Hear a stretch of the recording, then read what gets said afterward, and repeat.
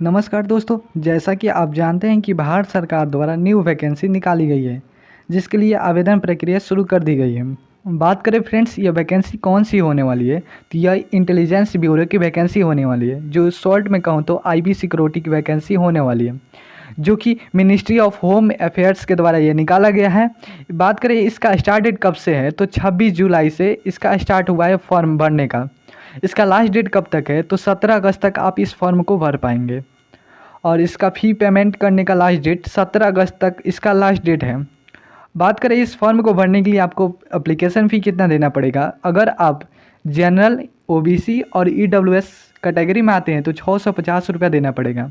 अगर आप एससी और एसटी कैटेगरी में आते हैं तो 550 रुपया देना पड़ेगा। ये दोनों चीज़ बस मेल के लिए है। बात करें फीमेल के लिए तो फीमेल के लिए 550 रुपया देना पड़ेगा ऑल कैटेगरी के लिए, यानी कि आप कोई भी जाति से आएँ आपको 550 रुपया देना पड़ेगा।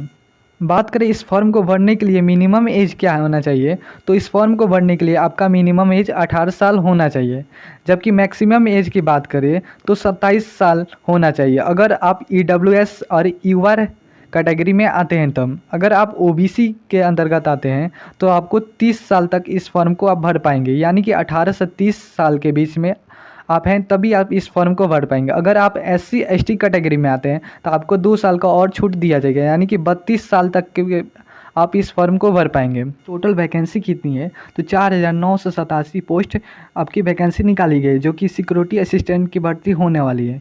इसमें टोटल पोस्ट 4987 है, जबकि जनरल कैटेगरी के अंतर्गत 24 से 71 पद रखे गए हैं और ओबीसी में 1015, जबकि ईडब्ल्यूएस में 501 और एससी और एसटी कैटेगरी में टोटल कम पद रखे गए, यानी कि 574 पद रखे गए हैं एससी में और 426 पद रखे गए हैं एसटी कैटेगरी में।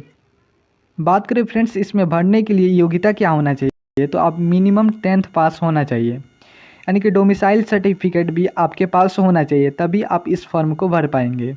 तो फ्रेंड्स इसमें सिलेबस क्या रहने वाला है, तो इसमें सिलेबस आपका 3 टाइप का एग्ज़ाम होगा। पहले टियर 1 का एग्ज़ाम होगा, फिर टियर 2, फिर टियर 3 में एग्ज़ाम होगा।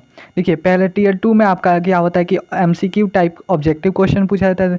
दूसरा में क्या होता है कि ऑफलाइन एग्ज़ाम लिया जाता है, 50 मार्क्स का लिया जाता है और इसमें 100 मार्क्स, यानी कि इसमें आप पास करेंगे तो टियर 2 में जाएंगे। टियर 2 से पास करने के बाद आपके पास डायरेक्ट इंटरव्यू लिया जाएगा, यानी कि इसमें भी 50 मार्क्स दिए जाएंगे।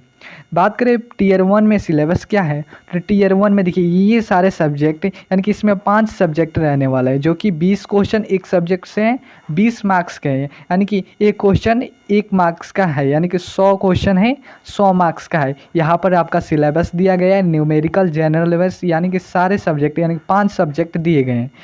टियर 1 के सब्जेक्ट ये सब हैं। अगर आपको वीडियो अच्छी लगी हो तो प्लीज़ लाइक, कमेंट, शेयर ज़रूर करें। Thank you so much.